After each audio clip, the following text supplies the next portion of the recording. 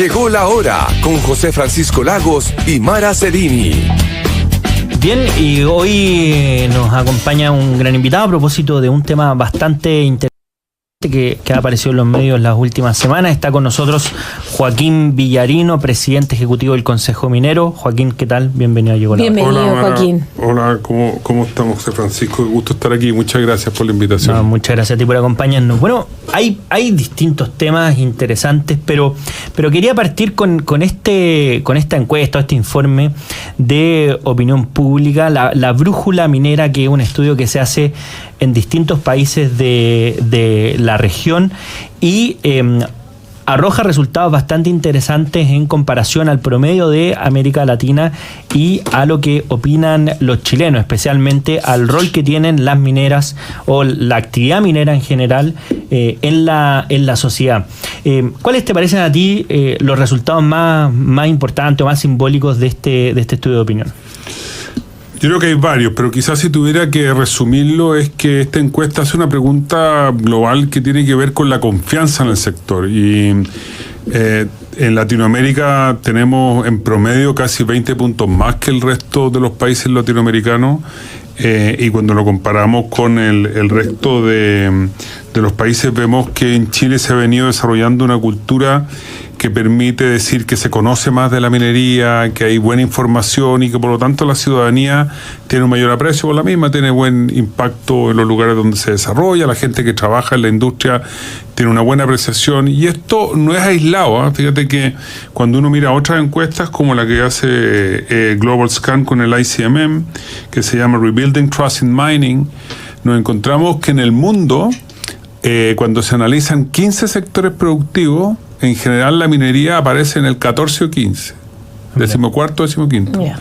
En Chile aparece en la mayoría de los casos entre el 7º y el 8º. De nuevo, una buena evaluación. Y en un trabajo que acaba de publicar también un estudio de confianza de Price con la UDP, con la Universidad de Portales, de nuevo, o sea, la minería aparece en la confianza de colaboradores prácticamente igual al sector energía sobre el resto de los sectores productivos, y en confianza de los consumidores, en la ciudadanía en general, como el sector que genera más confianza. Esto, lejos de generar una autocomplacencia, digamos, sentir que hacemos todo bien, solo refleja dos o tres cosas que yo me atrevería a resumir en: uno, mucha transparencia, en la cual hemos venido trabajando durante prácticamente los últimos 7 u 8 años, informando qué hacemos y cómo lo hacemos, lo cual ha contribuido a alguna manera removiendo ciertos mitos en torno a la industria o imágenes que se quedaron de una industria que ya no es la misma que hace 15 o 20 años.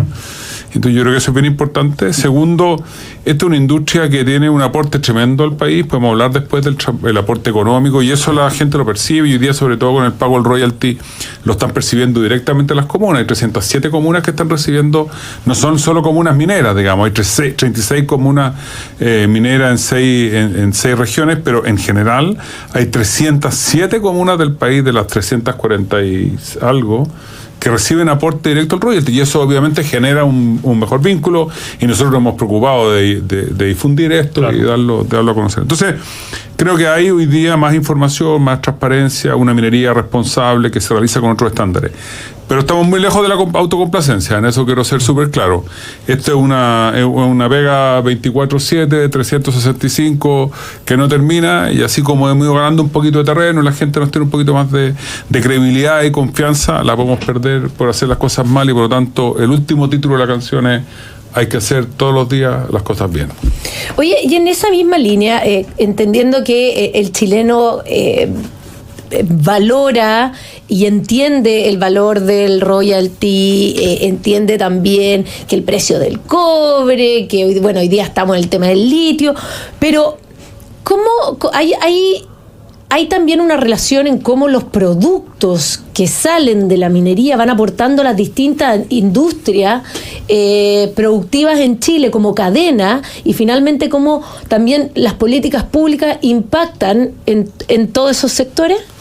Bueno, yo creo que es una doble línea. Tu pregunta tiene como una doble línea de respuesta. La primera es que el encadenamiento productivo que genera la industria minera es notable, digamos. Si ella directamente contribuye al PIB del país en aproximadamente un 11%, en toda la cadena productiva contribuye un 21%. O sea, prácticamente un quinto de la economía nacional se mueve por la minería directa o indirectamente.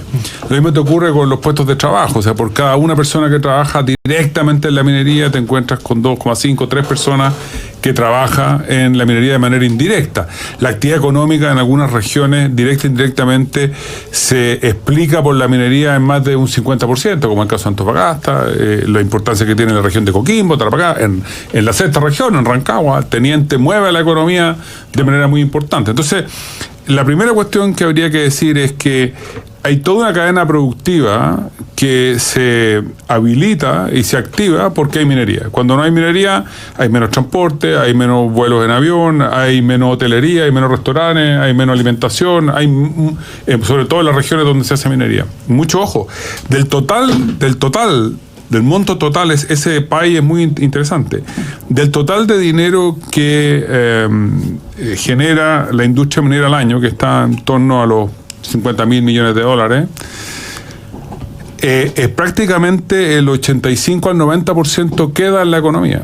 Es decir, se va en pagos de impuestos, va en pagos de remuneraciones, pagos de proveedores, reinversiones. Entre un 5 y un 8 es lo que se retira como utilidades de lo que se genera.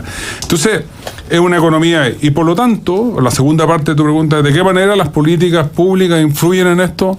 Bueno, o sea, si hay conciencia. Yo estaba todavía enfocada en el estudio y si las personas tienen conciencia de que... Yo creo que a nivel general no hay mucha relación en las personas entre las decisiones políticas y que haya más o menos minería. Digamos. Yo creo que hay una cierta disociación. En general, lo que nosotros hemos podido constatar es que la ciudadanía piensa en general, hombres y mujeres piensan en general que porque hay minerales estamos dados, digamos, y por lo tanto hay minería.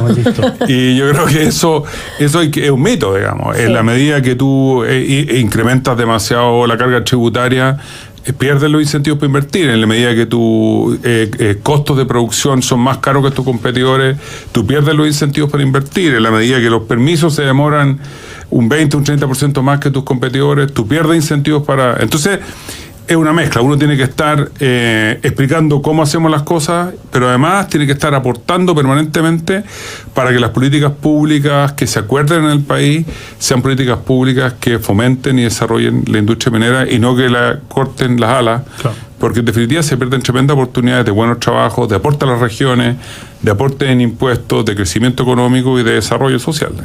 Y ahí, bueno, a propósito de lo que comenta Joaquín, es cosa de mirar lo que pasa en el caso de Chile y Argentina. No sé si tú tienes el dato, pero lo que existe en concreto es que tenemos la misma cordillera y en promedio uno presumiría que tenemos la misma cantidad de minerales y tenemos mitad y mitad.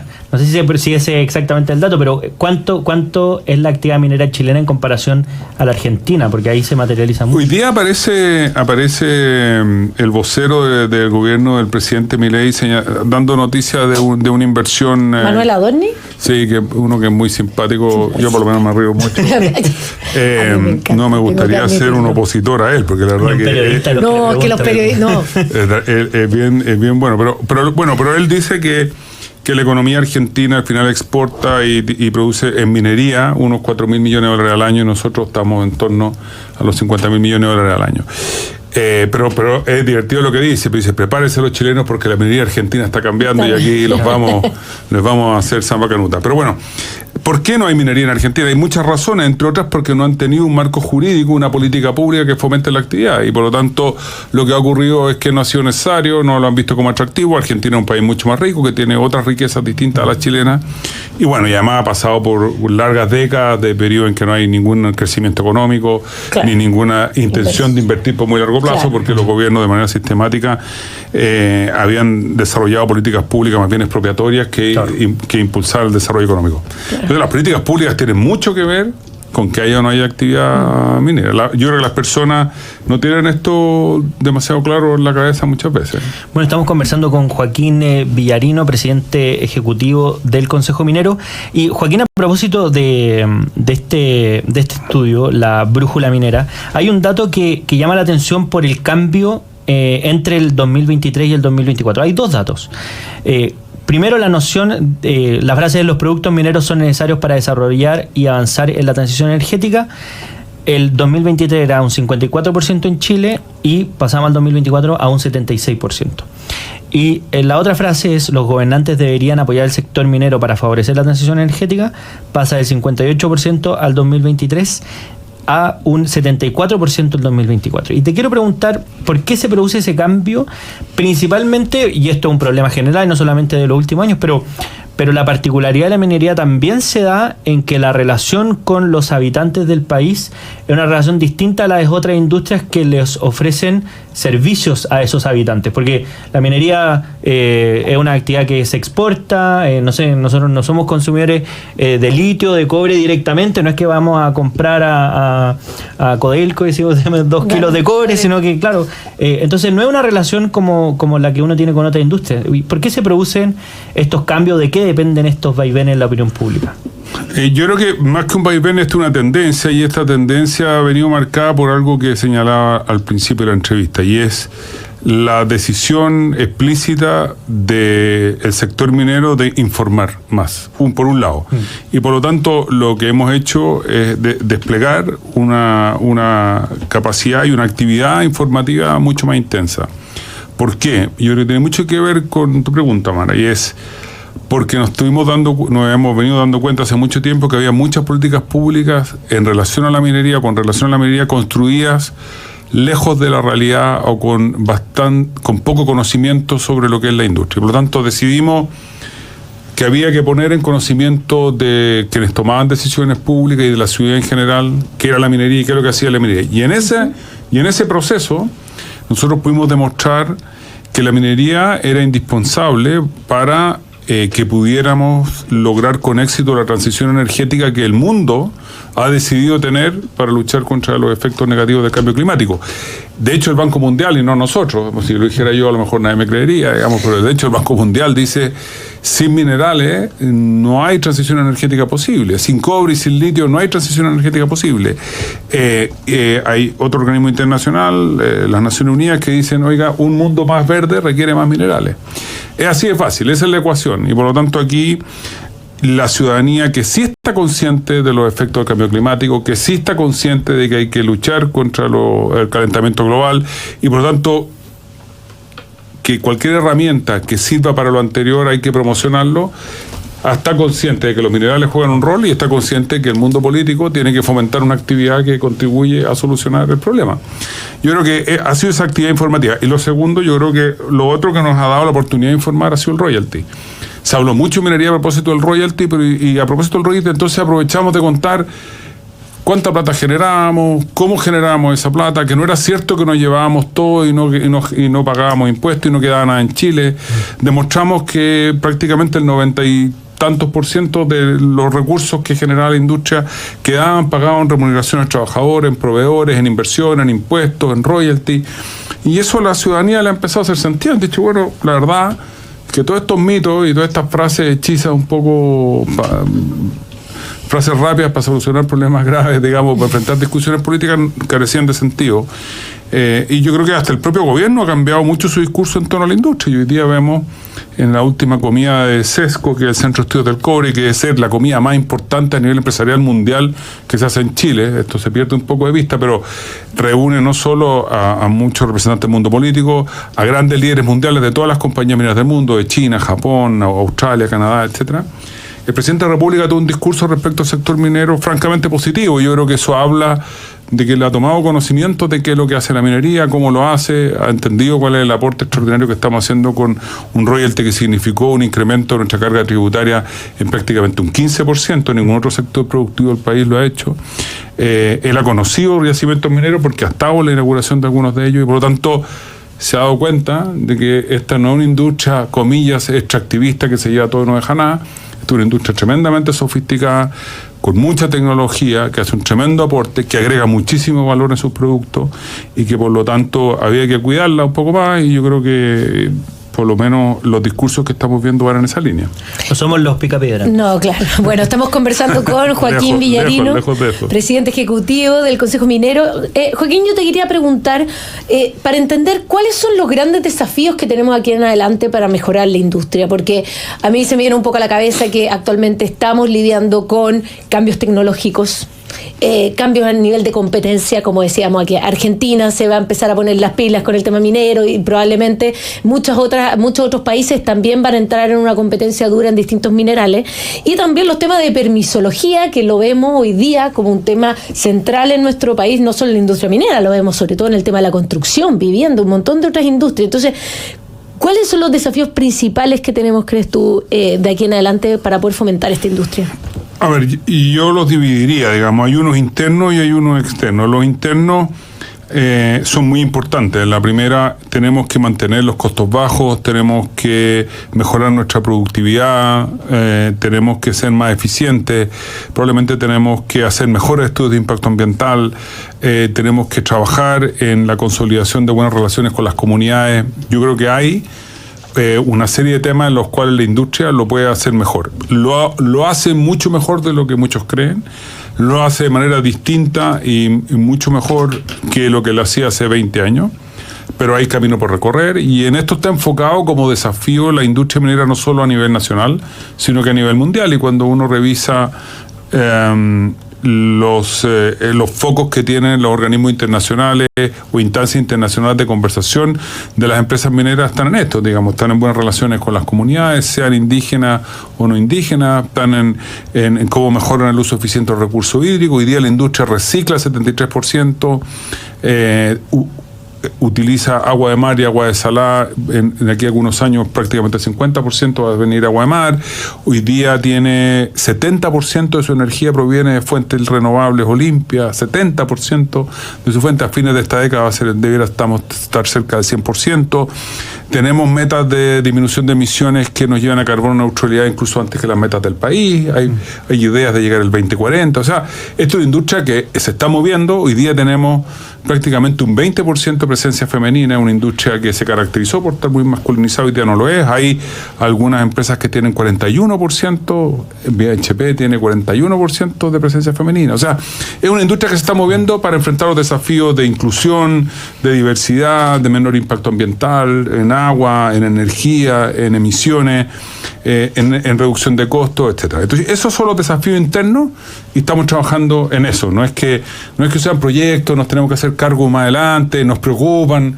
No, nos ocupan hoy día y desde hace algunos años y estamos trabajando en eso y podemos mostrar una buena evolución. Y por otro lado hay desafío externo, y esos desafíos externos es que esta es una industria que se desarrolla en determinado ambiente, con unas determinadas reglas del juego, y por lo tanto esas reglas del juego tienen que ser muy justas, muy exigentes, con los más altos estándares, pero muy eficientes. Y yo creo que aquí en Chile estamos fallando en la eficiencia. Yo creo que este es un Estado que tiene que lidiar con una legislación un poco obsoleta, es decir, parte de la legislación vigente en temas medioambientales son legislaciones que tienen más de 20 años, 30 años, y por lo tanto no están puestas al día. Y en segundo lugar, hay dotaciones de personas, recursos humanos destinados que son absolutamente insuficientes para una industria que pasó en los últimos 30 años de producir 1.200.000 toneladas de cobre fino a producir 5,5 millones de toneladas de cobre fino, y por tanto eso significa más actividad, más supervisión, en que existe una actividad mucho más intensa de los pueblos originarios, y por lo tanto el reconocimiento de los derechos de los pueblos originarios. Esto es una actividad que tiene que desarrollarse en un ambiente más complejo, y por lo tanto hay un desafío tremendo de parte de las políticas públicas por ponerse al día y de un Estado que necesita modernizarse. Y aquí yo creo que no agrego nada nuevo. Yo creo que este diagnóstico está hecho de manera y aprobado de manera transversal. Yo no he escuchado nunca a nadie en los últimos 5 o 10 años de mi vida que diga que tenemos un Estado eficiente. O sea, alguien puede decir que quiere más Estado, que quiere más plata para el Estado, puede decir muchas cosas, pero yo no he pillado a nadie, no he sorprendido a nadie que me diga, oye, Chile tiene un Estado súper eficiente. Yo creo que esa sería una encuesta casi unánime que diría Chile tiene un Estado ineficiente. Y ahí es donde tenemos un cuello de botella que puede costarnos carísimo, ¿no? Tenemos mucho por mejorar, que es como para ponerlo en términos positivos. Sí, por supuesto. Yo creo que hay tremenda oportunidad de aprovechar algo de que están hablando ustedes. Hay muchísimas nuevas tecnologías que deberán llevarnos a digitalizar parte importante del Estado. El Estado no le puede estar pidiendo en la ventanilla 1 lo que tiene guardado en el cajón 2, y en la ventanilla 3 lo mismo que le pidió en la ventanilla 1, pero en un formato distinto, y en la región 1 algo que es idéntico a lo del 2, pero con un formulario distinto. Entonces, lo que tú crees que cumpliste bien en la primera región, lo cumples mal en la segunda y lo cumples más o menos en la tercera. O sea, todo esto con la tecnología que existe hoy día debería tener un criterio único y objetivo que impidiera este tipo de cosas que son... O sea, si yo les contara algunos ejemplos de exigencias medioambientales, o sea, yo le he pedido a la gente que me cuenta todo esto, que trabajan en términos de permiso, que escriban un libro, porque la verdad que un anecdotario que supera, bueno, una vez más la realidad supera la ficción. Claro. Sí, claro. O sea, No, pero ese hoy con día es un creces, temazo. con creces. Hoy día es un temazo. Sí. Bueno, muy interesante conversación con Joaquín Villarino, presidente ejecutivo del Consejo Minero. Joaquín, te queremos agradecer por habernos acompañado en esta edición de No, Muchas gracias. Gracias a ustedes, que tengan una muy buena tarde, noche. Gracias. Igualmente. Y nosotros nos vamos a una breve pausa, Maracellini, y a la vuelta seguimos con más. Llegó la hora.